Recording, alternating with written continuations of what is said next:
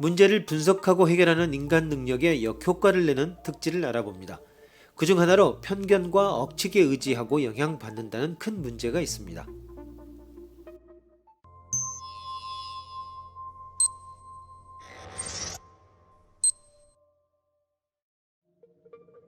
한 친구가 당신을 30km 떨어진 공항까지 태워다 주었다. 당신은 거의 1000km가량을 비행해야 한다. 헤어질 때 그 친구는 안전하게 도착하기 바란다고 말해준다. 그러나 이러한 환송은 매우 역설적이다. 1000km를 비행기로 여행하는 것보다 그 친구가 30km를 운전하여 다시 집으로 돌아가다가 사고로 사망할 가능성이 3배나 높기 때문이다. 그럼에도 이런 상황이 훨씬 자연스러워 보이는 이유는 무엇일까?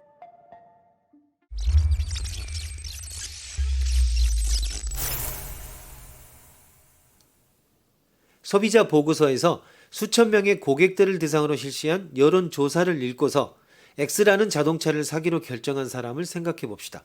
그는 주요 자동차 잡지를 참조하고 전문가들도 X를 추천하고 있다는 사실을 확인한 후에 자신의 결정에 안심합니다.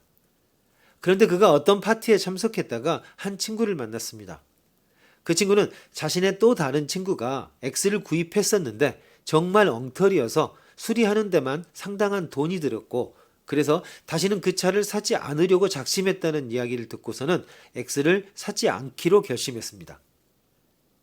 친구의 이야기는 그의 결정에 큰 영향을 미쳐서는 안 됩니다.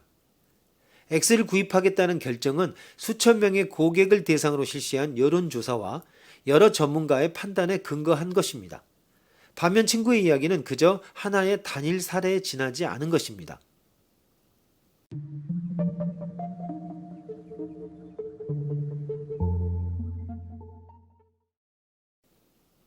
어느 목요일 조간신문 헤드라인에 여객기 추락 423명 사망이라는 기사를 발견했다고 생각해 봅시다. 누구나 매우 끔찍한 사건이라고 생각할 것입니다. 그런데 다음 주 화요일 아침에 일어나 다시 신문을 보니 또 다른 여객기 대재앙 472명 사망이라는 내용이 실려 있다고 생각해 봅시다. 2주 연속으로 비행기 사고가 일어났으니 이제 비행기 운행 체제에 뭔가 문제가 있다고 생각할 것입니다. 그런데 그 다음 수요일에 또 다른 비슷한 사고가 발생하여 비슷한 인원이 사망했다고 합시다. 이쯤 되면 온 나라가 제정신이 아닐 것입니다. 실제로 미국에서는 매주 전보 여객기 한 대가 추락하는 꼴로 많은 사상자가 생기고 있습니다. 바로 자동차 운행 중의 교통사고로 말입니다. 전보 여객기 한 대를 가득 채울 수 있는 사람들의 사망은 대중매체에서 생생한 방법으로 다루지 않습니다. 따라서 매주 자동차 사고로 사망하는 400여 명은 우리에게 전혀 생생하지 않습니다. 여객기가 추락하여 매주 400명씩 사망하면 항공교통 시스템의 안전에 대한 논쟁이 벌어집니다. 그러나 자동차 여행의 안전과 필요성에 대해서는 논쟁이 벌어지지 않습니다. 자동차 사고는 전국에 걸쳐 분포되어 있기 때문에 사망자 수는 뉴스거리도 되지 않으며 단지 통계적 수치가 될 뿐입니다.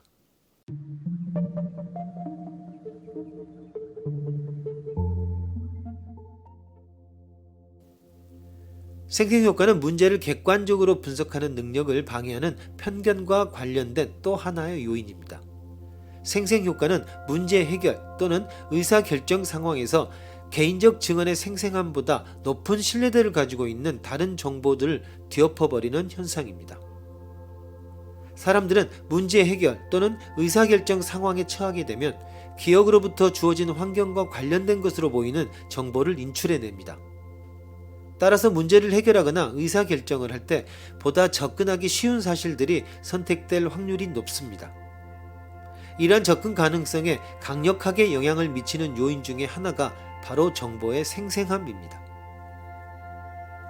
어떤 일이 일어났거나 아니면 어떤 것이 참이라고 말하는 개인의 성실한 증언보다 더 생생하고 강제적인 일은 없습니다. 이러한 개인적 증언의 생생함보다 보다 높은 신뢰도를 가지고 있는 정보를 선택하지 않고 더 낮은 신뢰도를 갖고 있는 정보를 선택하는 것은 합리적인 태도라고 할 수 없습니다. 생생함 효과에 지배당하면 주어진 자료와 정보를 합리적으로 판단할 수 없게 됩니다. 개인의 증언과 그 설명의 성실함이 어떤 제품이나 의견을 정확한 것으로 만들어주는 것은 아닙니다.